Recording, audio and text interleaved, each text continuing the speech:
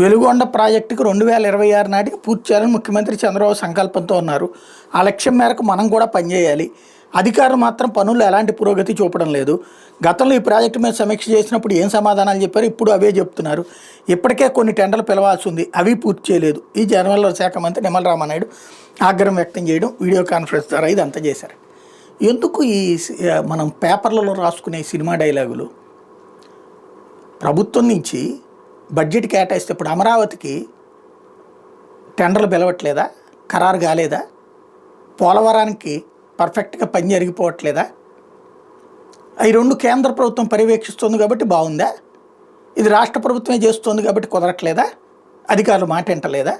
నువ్వు డబ్బులు శాంక్షన్ చేస్తే ఆటోమేటిక్గా జరుగుతుంది. మనకి ఆంధ్రప్రదేశ్లో గత 40 ఏళ్లలో పూర్తయిన ప్రాజెక్టు పేరేంటి? పులిచింతల పట్టిసీమ. పులిచింతల ప్రాజెక్టే, కానీ పూర్తి సామర్థ్యాన్ని చేయకుండా ఆపుకున్నాం కావాలని చెప్పేసి 100 కోట్లు తగలేసి. బట్ కాస్తన్న ప్రాజెక్టు పూర్తయింది.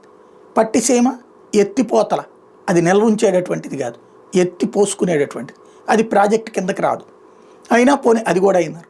ఈ రెండిటికి సంబంధించి పులిచింతల పట్టిసీమ రెండు కూడా స్థిరీకరణే. ఆల్రెడీ ఉన్న 13.5 లక్షల ఎకరాలకి నీళ్ళు అందించేవి తప్పించి కొత్తగా 1 ఎకరాకి నీళ్ళు అందిస్తున్నామా మనం? 1 ఎకరా కన్నా నీళ్ళు అందించే ప్రాజెక్టులు పూర్తి చేశామా? పోలవరం పూర్తయితే అప్పుడు నడుస్తుంది. ప్రస్తుతానికి ఆత్మవిమర్శ చేసుకోవాల్సింది. ఏదో ప్రతిపక్షంలో ఉన్నప్పుడే 3,000 కోట్లు పెడితే 30 ప్రాజెక్టులు పూర్తయితే, 7,000 కోట్లు పెడితే 70 ప్రాజెక్టులు పూర్తవుతాయి అని అంతకుముందు జగన్ చెప్పాడు, తను వచ్చాక చేయలేదు.